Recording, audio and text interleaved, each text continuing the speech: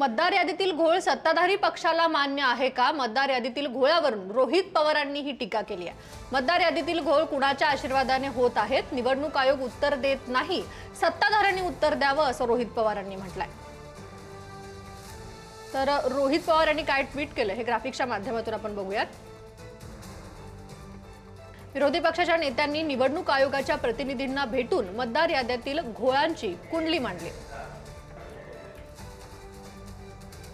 पण या भेटीसाठी बोलावूनही सत्ताधारी पक्षातील एकही नेता आला नाही, यामुळे काही प्रश्न निर्माण होत आहेत।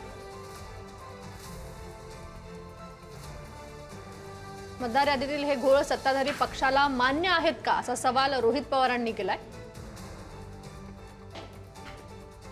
हे घोळ कुणाच्या आशीर्वादाने होत आहेत? या घोळामागे कोणती अदृश्य महाशक्ती आहे असाही प्रश्न रोहित पवारांनी उपस्थित केला। सत्ताधाऱ्यांच्या हातातील कठपुतळीसारख्या ढिम्म राहणाऱ्या आयोगाकडून या प्रश्नांची उत्तरं मिळणार नाहीत असंही रोहित पवार म्हणाले।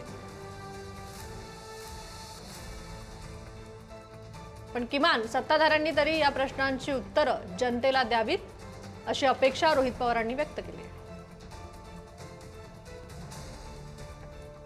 यात सत्ताधाऱ्यांचा काही संबंध नसेल तर मतदार यादीतील घोळाच्या विषयावर ते विरोधी पक्षांना का साथ देत नाहीत याचा खुलासा करावा असं रोहित पवार म्हणाले।